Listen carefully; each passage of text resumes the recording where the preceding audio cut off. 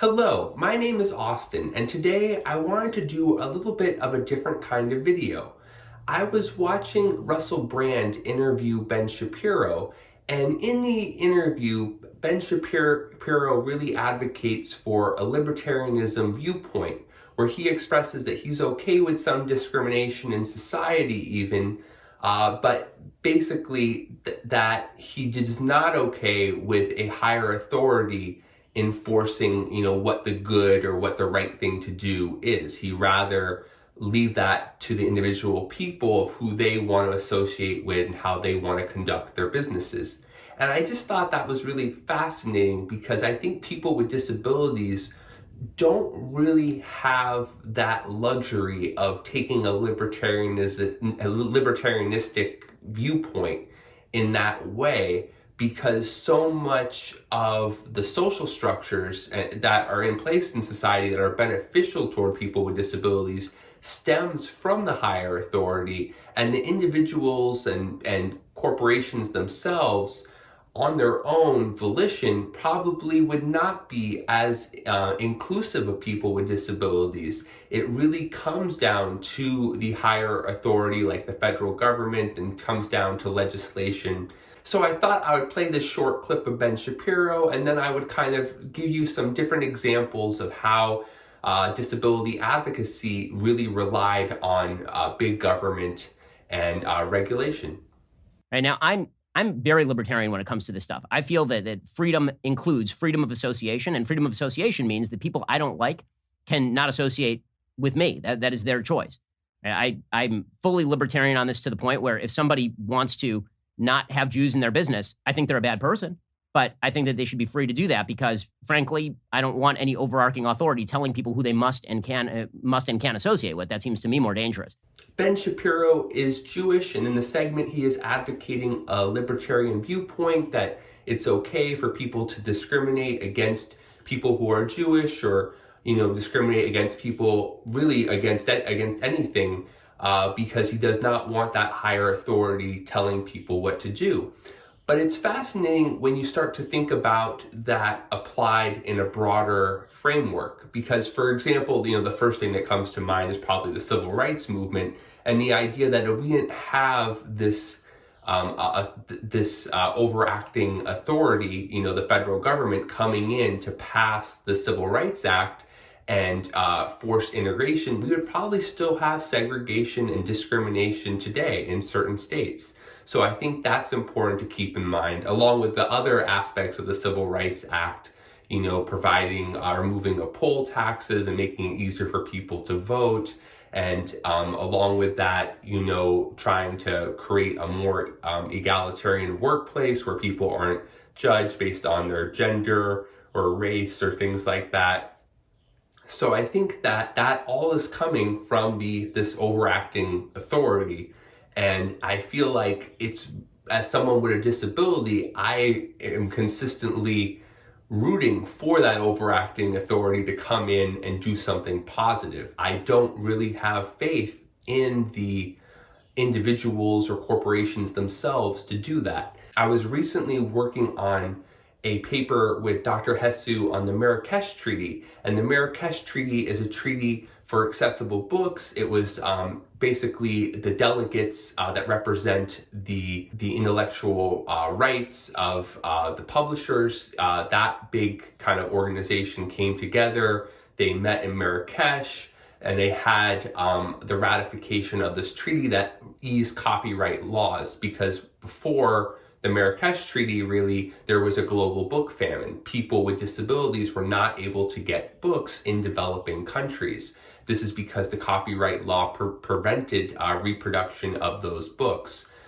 We're very fortunate to live, in the United States, where with the Chafee Amendment and these other laws, there's very easy to duplicate a book for someone with a print disability, meaning you don't have to just be, let's say, blind. You can also have dyslexia or some other learning disability that you would benefit from an accessible book, maybe, listening to some type of text-to-speech solution.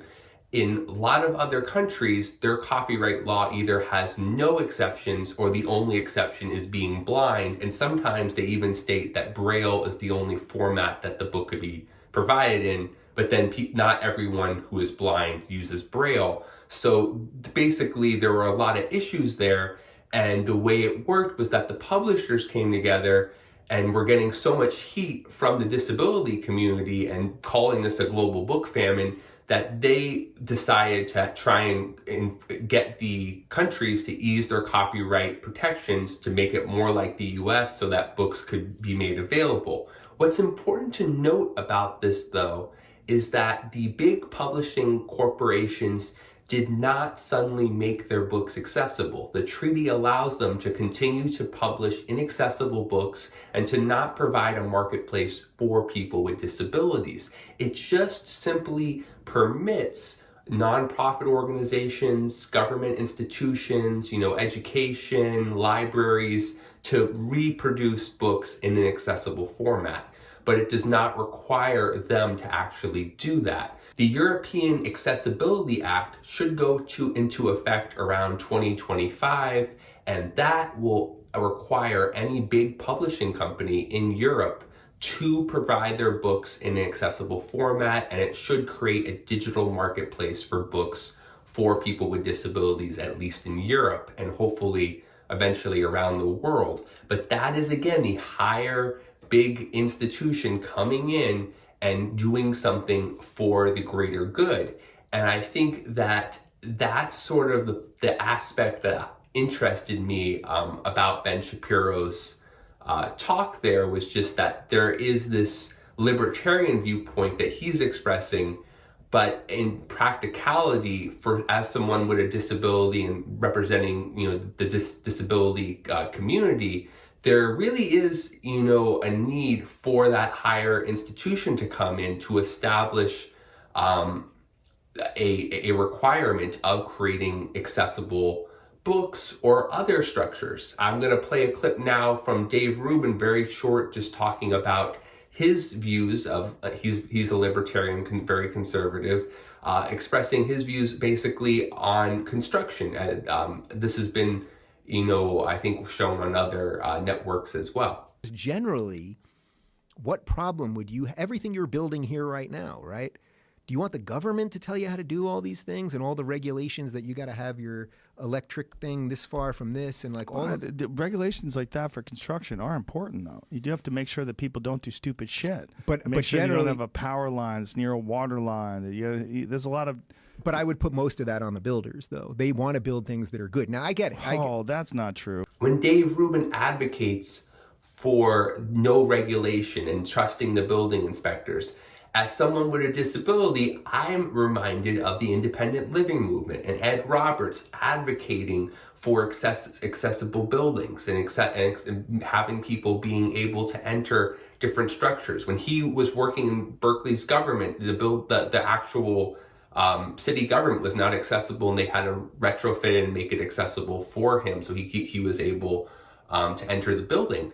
And I think that, eventually this culminated in the passing of the ADA and there being regulation for accessible buildings. And I think that if that was not there today, we would see a lot more inaccessible buildings, which kind of, again, as someone, with a disability, I just think it's interesting, the libertarian viewpoint and kind of how you could square that away if you were trying to adopt that type of viewpoint. What would the rationale be? I'm then start thinking about websites and mobile apps. When you look right now, that was never included in the ADA. ADA passed in the 90s. The web was not a big thing. They've now called the web a place of public accommodation. Some courts have, which has helped allow a lot of web accessibility lawsuits to go through and to make websites and mobile apps more accessible. However, when you look at certain, you look at the web right now and this freedom and this kind of libertarian view where there really is no regulation.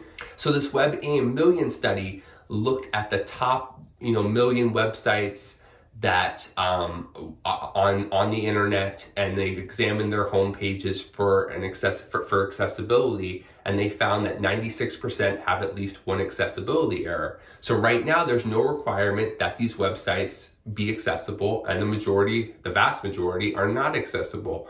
So what does that sort of say? I think it shows, as someone with a disability, I'm advocating for that higher power, that overarching authority to put in the regulations, and for regulation, which Dave Rubin and Ben Shapiro would be against. So it's just interesting, again, to kind of think about that. I don't know of another way of doing it, but clearly there doesn't seem to be a way that's working right now in the system. And you see certain companies like Domino's, they lost in the courts for their mobile app not being accessible, and then they tried to appeal to the Supreme Court, and luckily the conservative Supreme Court declined to hear their case.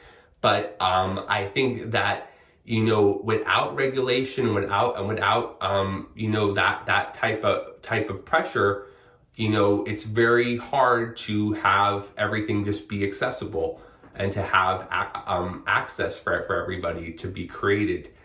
I think that in the future, I'm hopeful that eventually the WCAG standards, the Web Content Accessibility Guidelines, will be adopted as part of the ADA or as part of some broader legislation, and that we will see them be required for websites and mobile apps. So the point of doing this video is kind of me just exploring that libertarian viewpoint, and how being someone with a disability, it's hard to say that really lines up and can be supported when you kind of need legislation and you need a higher authority, that overarching authority or whatever, that telling people to make things accessible and inclusive, because otherwise people with disabilities will be excluded.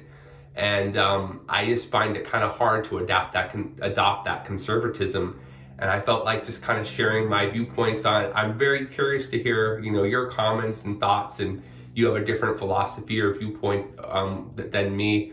I'm really open to hearing it. I just wanted to express my views on the subject. Thank you for watching.